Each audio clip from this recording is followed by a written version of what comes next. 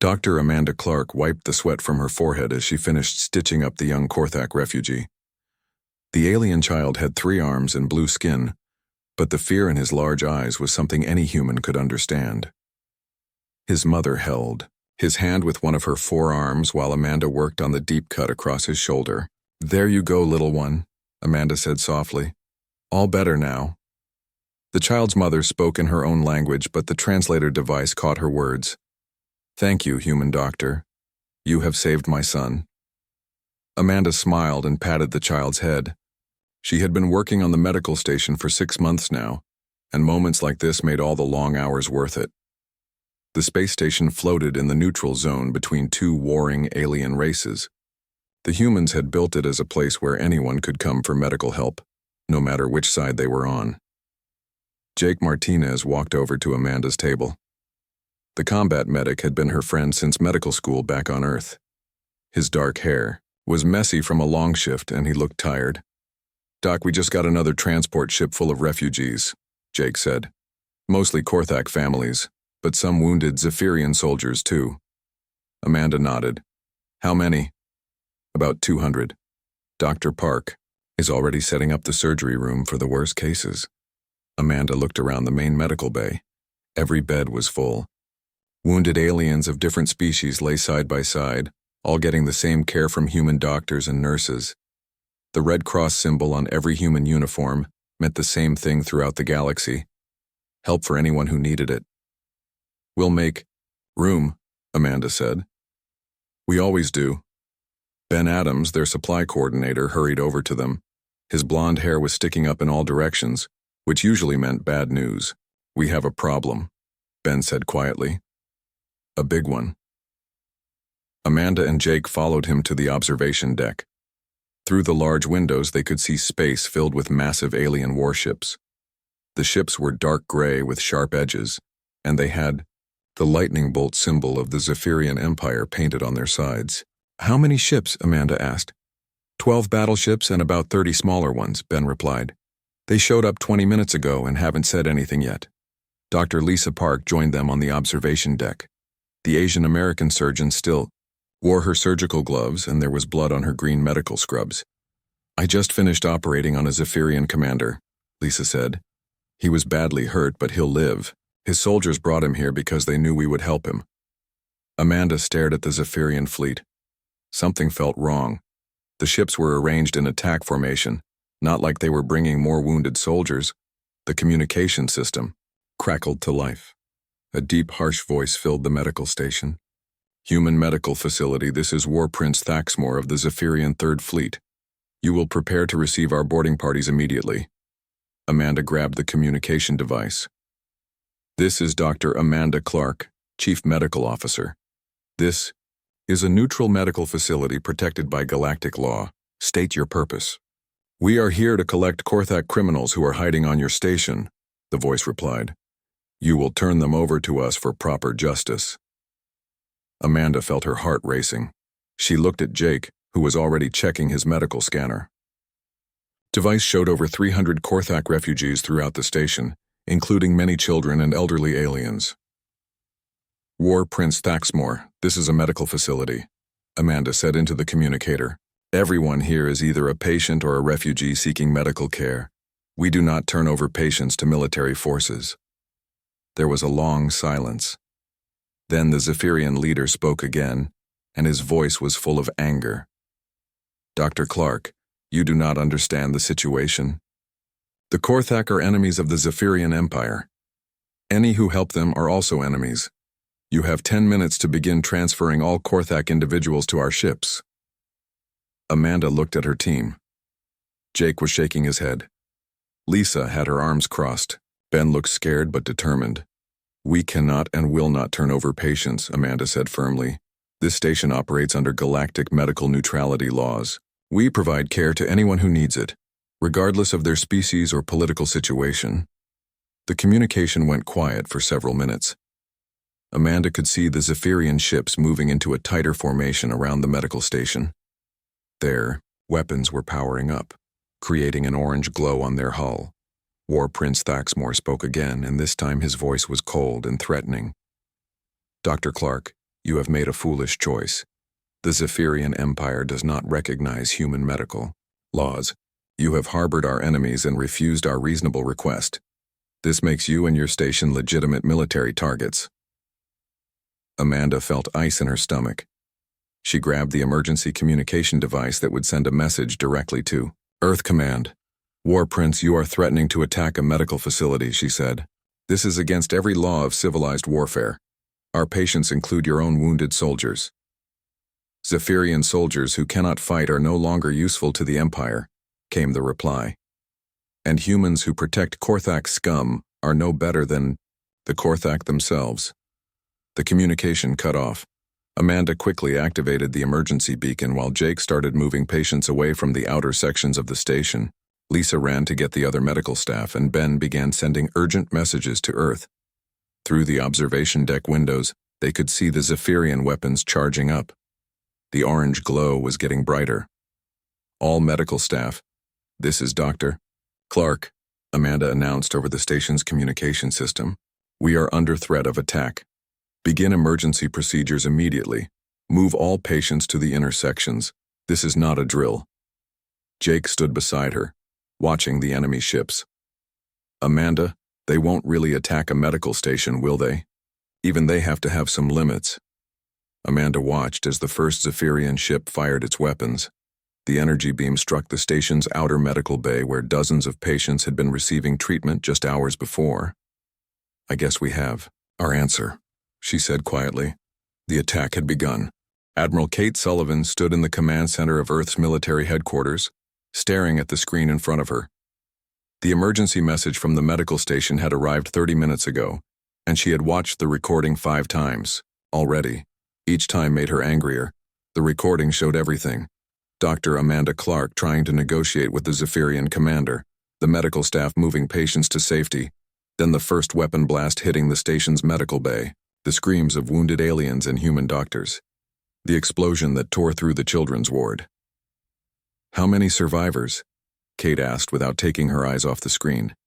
Lieutenant Colonel Tony Garcia, her intelligence officer, checked his report. 15 humans made it to the escape pods. Dr. Clark is in critical condition but alive. The rest... He didn't finish the sentence. Kate nodded slowly. 47 human medical workers dead. 200 alien patients killed in their hospital beds, all because they had refused to turn over refugees to an army that wanted to execute them. Has the president seen this? Kate asked. He's watching it right now, Tony replied. The whole cabinet is in emergency session. Kate turned to face her staff. These were military officers who had seen combat across the galaxy. They had fought pirates, stopped invasions, and protected human colonies. But the looks on their faces now were different. This wasn't just anger about a military defeat. This was something deeper. Ma'am, said Commander Lisa Park, the Admiral's aide. The other alien governments are sending messages. They want to know how Earth will respond. Kate almost laughed, but there was no humor in it. How will respond? They attacked a medical station. They killed doctors and patients. They broke every rule of civilized warfare. She walked to the large window that looked out over Earth's blue oceans. Somewhere down there, families were about to learn that their sons and daughters would never come home. Doctors and nurses who had dedicated their lives to saving others, murdered while treating patients. Get me a direct line to Colonel Maria Santos, Kate ordered. Maria Santos ran Earth's most secret intelligence division. Her job was to know things that other people weren't supposed to know. When Kate's call connected, Maria was already waiting. I assume this is about the medical station, Maria said. What do you know about something called the Blackwater Protocol? Kate asked.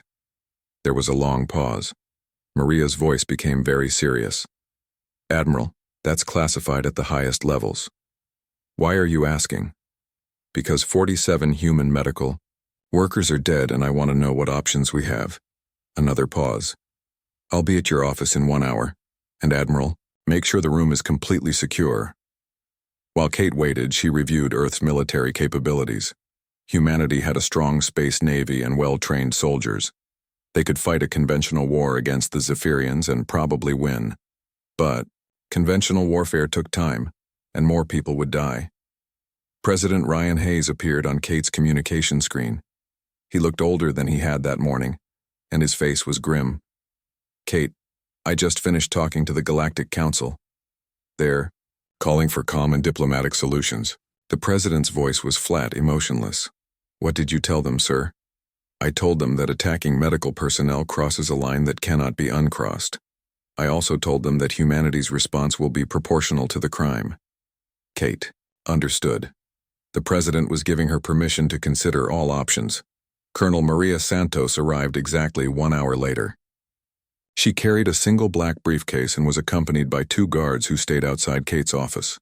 Maria was a small woman with gray hair, but her eyes were sharp and cold. "Admiral, what I'm about to tell you cannot leave this room," Maria said as she opened her briefcase. "During humanity's early wars on Earth, we developed certain techniques, methods of warfare that were so effective and so brutal that we banned ourselves from using them." She pulled out a thick folder marked with warnings and classification stamps. After World War III, the global government decided that some weapons were too dangerous to use even against our enemies. Not just nuclear weapons or biological warfare, psychological techniques, methods of breaking enemy morale and military structure without directly killing large numbers of people. Kate opened the folder. The first page showed photographs of enemy soldiers who had surrendered without fighting. Their eyes were empty, staring at nothing. "We learned how to attack the mind, not just the body," Maria continued. "How to make an enemy afraid to sleep, afraid to eat, afraid to trust their own soldiers. How to turn their culture and beliefs against them. How to make them destroy themselves." Kate flipped through more pages. Battle reports that described enemy armies simply giving up. Entire planets requesting evacuation because their populations could no longer function. Military leaders going insane from fear and paranoia. "This is why we stopped," Maria said quietly. "It worked too well. It turned warfare into something inhuman. So we locked it all away and promised never to use these methods again." Kate closed the folder. "But we kept the research. We kept everything. Updated it. Improved it. Studied every alien species we encountered and figured out how these techniques would work on them." Maria's voice was barely above a whisper. Just in case someone crossed a line that could never be uncrossed. Kate looked at the folder again. Inside were the secrets of humanity's darkest capabilities. Methods of warfare that could break entire civilizations without firing a single shot. "The Zephyrians attacked medical personnel," Kate said slowly. "They killed doctors who were treating their own wounded soldiers." Maria nodded. "The president has authorized me to brief you on the Blackwater Protocol. He's also suspending the Geneva Convention's restrictions on psychological warfare, but only against Zephyrian military targets." Kate felt something cold settle in her stomach. Humanity was about to show the galaxy why they had worked so hard to control their own nature. "How long until we can begin operations?" Kate asked. "The 13th Special Operations Division has been on standby for 2 hours, Maria replied. "They've been waiting for this day for over a century. They call themselves the Forsaken." Kate stood up and walked back to the window.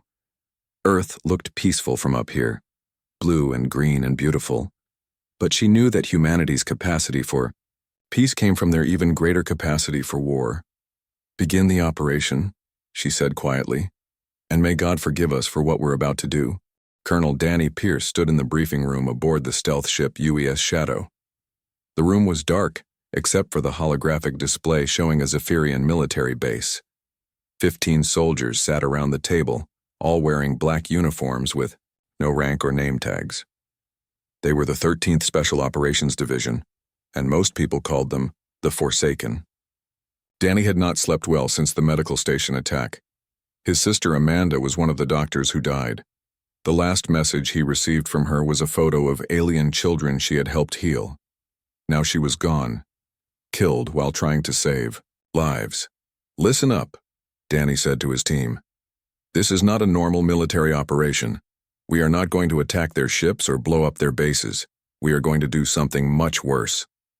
Sergeant Alex Wright, the team's technology specialist, pulled up a new display. It showed the inside of a Zephyrian command center. "We've been studying Zephyrian psychology for 6 months," Alex said. "We know what scares them. We know what makes them panic. We know how their minds work." Danny nodded. "The Zephyrians think they are the strongest warriors in the galaxy. They believe fear is weakness. We are going to use that against them." Lieutenant Susan Taylor, the team's communications expert, stood up. "Our first target is their military communication network. We're going to replace their normal communications with something else." She activated her equipment. Strange music began playing from the speakers. It was human music, but wrong somehow. The melody was beautiful, but underneath it was the sound of screaming and crying. It was the last recording from the medical station, mixed with classical Earth music. "We call it the Lament," Susan said. "We're going to broadcast this into every Zephyrian military communication system. Every time they use their radios, they'll hear the voices of the people they killed." Captain Helen Torres, the team's psychological warfare specialist, walked to the front of the room. She had been a doctor before the war, studying how different species thought and felt. "Zephyrians have a strong sense of honor and pride," Helen said. "But they also have deep fears. They believe that spirits of the dead can return to punish the living. We're going to make them think the medical station victims are haunting them."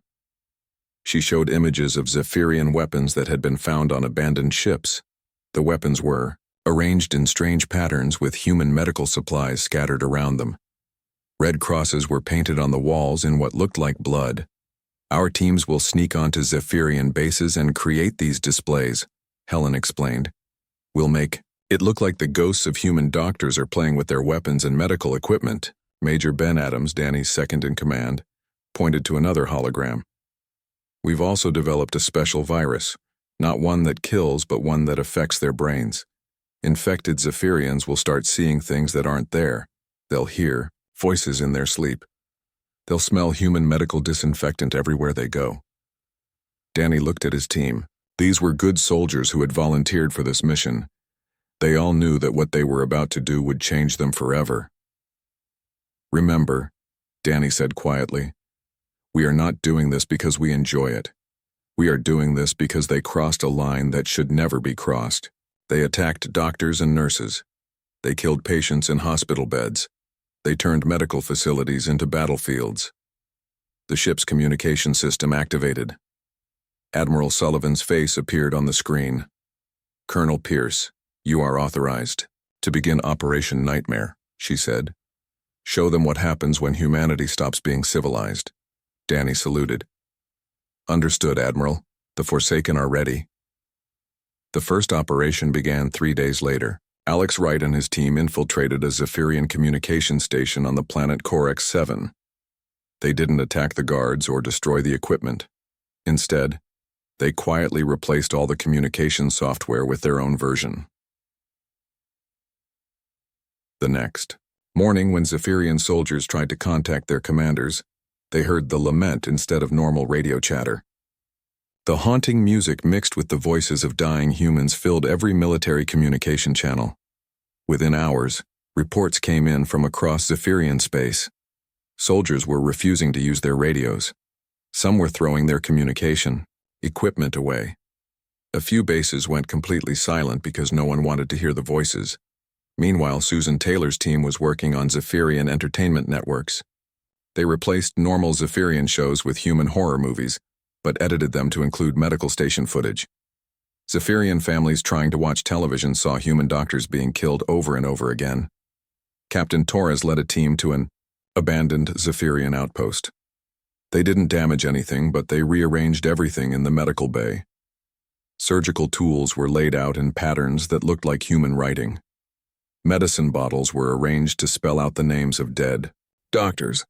The walls were covered in red crosses painted with something that looked like blood, but was actually harmless red paint. When the next Zephyrian patrol found the outpost, they reported that it had been cursed by human spirits. The entire patrol requested immediate transfer to different duties.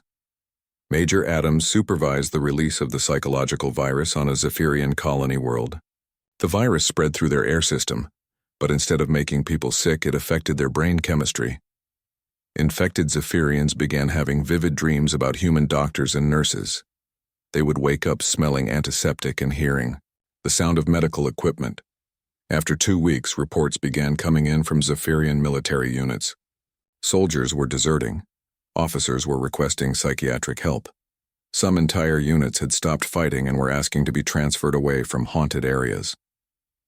War Prince Thaxmore, the commander who had ordered the medical station attack, sent angry messages demanding that the human tricks stop. But his own staff noticed that he had stopped sleeping. He kept checking his quarters for intruders and claimed he could hear human voices calling his name. Danny Pierce read the reports in his command center. The operation was working better than they had hoped. The Zephyrian military was falling apart not from weapons or explosions, but from fear and guilt. "Sir," Alex Wright said, "we're receiving surrender requests from 17 Zephyrian outposts. They say they can't fight against ghosts." Danny nodded. "Continue the operation. They attacked our healers. Now they get to learn what human nightmares look like." The Forsaken had been unleashed, and the galaxy was about to learn why humanity had worked so hard to keep their darkest capabilities locked away. Dr. Jennifer White stood in her laboratory aboard the research vessel UES Darwin. She had been a peaceful scientist 6 months ago, working on medicines to help alien diseases. Now she was part of humanity's most secret weapon program, and the work she was doing would have horrified her old self. On the table in front of her was a small container filled with what looked like ordinary water. But this liquid was designed to change the brain chemistry of any Zephyrian who breathed it in. She called it Mercy's Plague, and it would make Zephyrian soldiers physically unable to hurt anyone wearing medical symbols. "The virus is ready for deployment," Jennifer said to Colonel Pierce over the communication system. "Any Zephyrian who becomes infected will find their muscles lock up when they try to attack medical personnel. Their brains will flood with empathy, chemicals whenever they see a red cross." Danny's voice came back tired but determined. "How long does it last?" "Permanently," Jennifer replied quietly. "We're changing their basic brain structure.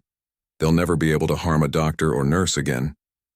6 months of psychological warfare had brought the Zephyrian Empire to its knees. Their military was falling apart. Soldiers refused to fight. Officers were going insane from fear and guilt. Entire planets were requesting evacuation because their populations couldn't handle the constant psychological pressure. On the bridge of the command ship, Admiral Sullivan watched reports coming in from across Zephyrian space. Major Tony Garcia, her intelligence officer, was reading the latest updates. 3 more Zephyrian battle fleets have surrendered without fighting, Tony said. "They're claiming their ships are haunted. Some of the crews have been found in their quarters, afraid to come out." Admiral Sullivan nodded. "What about their civilian population?" "Mass panic on 12 worlds. The psychological virus is spreading faster than we expected.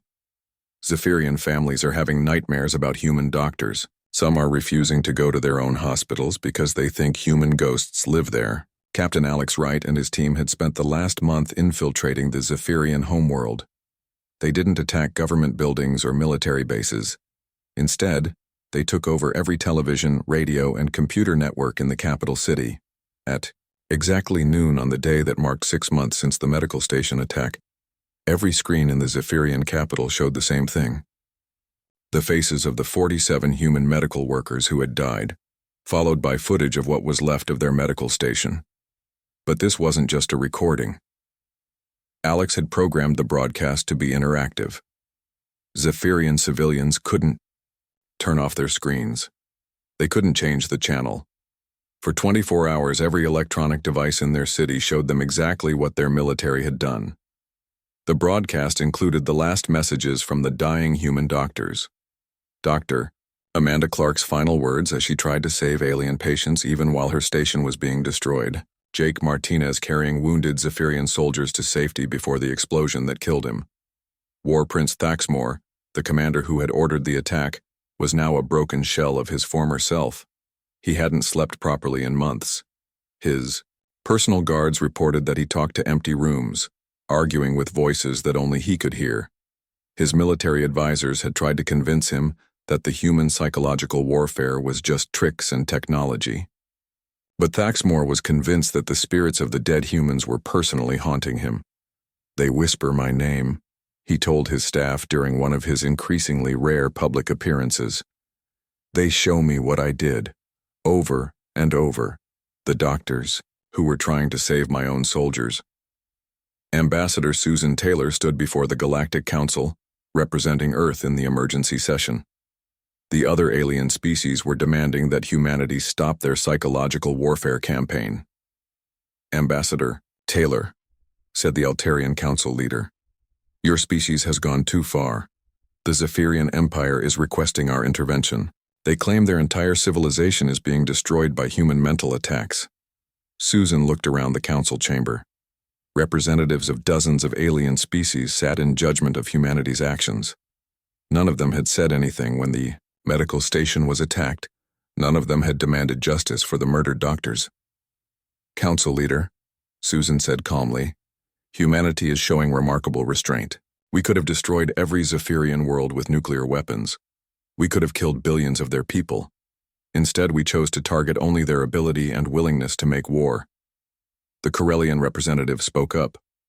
"But you are destroying their minds. This is torture on a planetary scale." Susan nodded. "Yes, it is. Just like murdering doctors and patients in a hospital is torture. Just like attacking medical facilities is torture. The Zephyrians chose to cross the most sacred line of civilized warfare. Now they are learning what happens when humans stop being civilized." She activated a holographic display showing the medical station before the attack.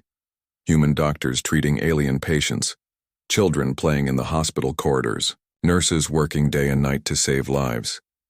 "These people died because they chose to help others," Susan said quietly. "They were killed while treating wounded Zephyrian soldiers. If the Zephyrian Empire wanted mercy, they should have shown mercy first." Back on the Zephyrian homeworld, the effects of the psychological campaign were becoming impossible to ignore. Dr. Helen Torres had designed the perfect storm of cultural warfare. She had studied Zephyrian society for years and knew exactly how to attack their deepest beliefs and fears. Zephyrian religion taught that warriors who died with honor would join their ancestors in a glorious afterlife. But warriors who committed crimes against the innocent would be tormented by the spirits of their victims forever. The psychological warfare was making this religious belief feel real. Major Ben Adams supervised the final phase of the operation. His team had been spreading modified pheromones throughout Zephyrian space. These chemicals didn't hurt anyone, but they triggered the part of the Zephyrian brain that felt fear and guilt. Everywhere the Zephyrians went, they smelled something that reminded them of human medical facilities. The scent would appear in their homes, their workplaces, their military bases. It was faint but constant, like the ghost of antiseptic and medicine. The psychological warfare had lasted 6 months. The Zephyrian Empire, once the strongest military force in their part of the galaxy, was now begging for peace. Their soldiers wouldn't fight. Their people couldn't sleep. Their leaders were going insane from guilt and fear. Danny Pierce stood on the observation deck of his ship, looking out at a Zephyrian world that was requesting evacuation. The entire planet wanted to leave because they couldn't handle the psychological pressure anymore. "Sir," Alex Wright said, joining him at the window, "we're receiving communication from the Zephyrian government. They want to discuss surrender terms." Danny nodded slowly. After 6 months, they finally understand what they did. The Forsaken had shown the galaxy something that no one expected. Humanity's greatest weapon wasn't their technology or their ships or their soldiers. It was their ability to understand the mind and spirit of their enemies, and to use that understanding to break them without firing a single shot. The war was almost over, but the lessons would last forever. The peace talks were held on Haven, a neutral world that belonged to no empire. Dr. Amanda Clark walked slowly through the corridors of the meeting building, her cane tapping against the floor with each step. The explosion at the medical station had damaged her left leg, but she had insisted on attending the surrender ceremony. Behind her walked Admiral Kate Sullivan and President Ryan Hayes. The human delegation was small but carried the weight of 6 months of psychological warfare that had brought the Zephyrian Empire to its knees. In the main conference room, the Zephyrian delegation was already waiting. Amanda almost didn't recognize War Prince Thaxmore. The proud military commander who had ordered the attack on her medical station was now a broken man. His hands shook constantly, and his eyes kept looking around the room as if he expected to see ghosts. The Altarian mediator, council leader Vexitar, stood at the head of the table. "We are here to discuss the terms of peace between the Terran Federation and the Zephyrian Empire. War Prince Thaxmore, do you accept responsibility for the attack on the human medical station?" Thaxmore's voice was barely a whisper. "Yes, I ordered the attack. I killed the healers." He looked directly at Amanda. "I can hear them. Every night they tell me what I did was wrong." Amanda felt no satisfaction from seeing him broken. As a doctor, she had taken an oath to help people, even enemies. But she also knew that some actions had consequences that couldn't be healed. "The terms of surrender are simple," President Hayes said, reading from a document. "First, the Zephyrian Empire will pay full compensation for the medical station and the families of those killed. Second, you will build memorials on your homeworld honoring the human medical workers who died. Third, all Zephyrian military personnel will receive training on the protection of medical facilities and non-combatants," Admiral Sullivan added. "Fourth, human medical observers will be stationed with all Zephyrian military units to ensure compliance with galactic medical laws. And fifth, War Prince Thaxmore will publicly acknowledge what he did and apologize to the families of the victims." Thaxmore nodded slowly. "I accept all terms. What we did was wrong. I understand that now." Colonel Danny Pierce stood in the back of the room with his team from the Forsaken. They had changed out of their black uniforms and were wearing regular, military clothes. But their eyes still held the cold look of people who had done terrible things for necessary reasons. "There is one more condition," President Hayes said quietly. "The Blackwater Protocol will be sealed away again. Humanity will return to following the Geneva Convention and all laws of civilized warfare, but the knowledge of what we can do will remain." He looked around the room at the alien diplomats who had come to witness the peace treaty. "Let it be known throughout the galaxy that humanity values the protection of medical personnel above all other laws of war. Any species that attacks human doctors, nurses, or medical facilities will face the full extent of human psychological warfare capabilities. We will not hesitate to unleash our darkest methods against those who target healers." The Corellian ambassador spoke up. "President Hayes, what your species has done is unprecedented. You have destroyed an entire empire's will to fight without killing their soldiers." "That was the point," President Hayes replied. "The Zephyrians chose to make war against those who heal. We chose to make war against their ability to make war at all." Dr. Jennifer White watched from the observation deck as the treaty was signed.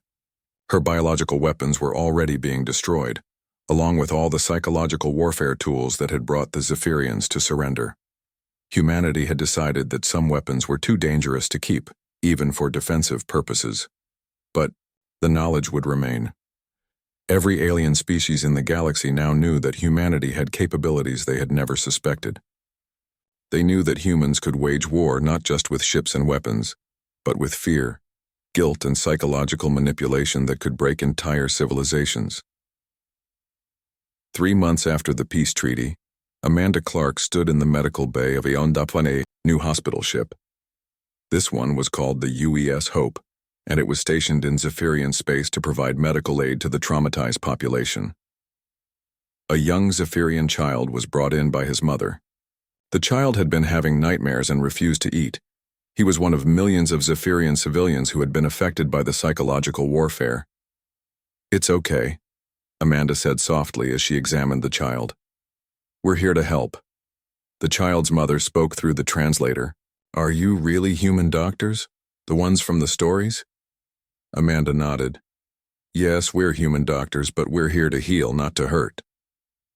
It took several minutes, but the child finally let Amanda examine him. As she worked, she thought about the duality of human nature. The same species that could wage psychological warfare so terrible it broke entire empires could also show infinite compassion to their former enemies. Jake Martinez, who had survived the medical station attack, worked alongside Amanda. They had both decided to return to medical service rather than join the military. Their job was to heal, not to make war. "Doc," Jake said quietly, "do you think what we did was right?" Amanda looked at the Zephyrian child, who was finally smiling, as Jake made funny faces at him. "I think it was necessary. They attacked medical personnel, they killed patients in their beds. Someone had to show them that there are lines that cannot be crossed." She paused, watching the child play with a toy that Jake had given him. "But now we have to show them something else. We have to show them that humans can be healers again." 6 months later, reports began coming in from across the galaxy. Alien species that had previously shown little respect for medical neutrality were suddenly very careful about protecting hospitals and medical personnel. The few remaining pirate groups that used to target medical ships had disbanded or changed their targets. Admiral Sullivan read these reports in her office on Earth.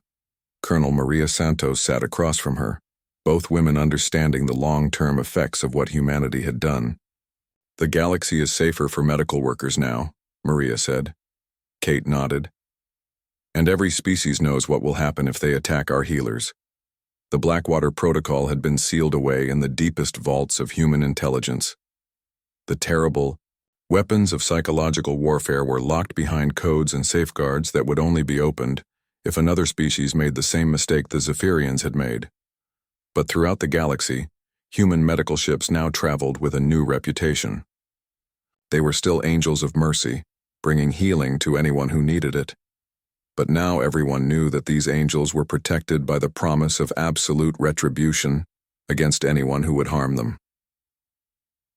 The Red Cross symbol on human medical uniforms meant the same thing it had always meant: help for anyone who needed it, regardless of their species or politics. But now it also meant something else.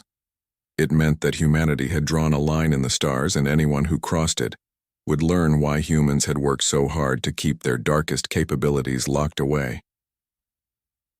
War Prince Thaxamore spent the rest of his life in a Zephyrian psychiatric facility, still hearing the voices of the human doctors he had killed. But the Zephyrian children who grew up after the war learned a different lesson. They learned that healers were sacred, and that some lines should never be crossed. The galaxy had learned what happened when someone attacked humanity's medical core, and they would never forget.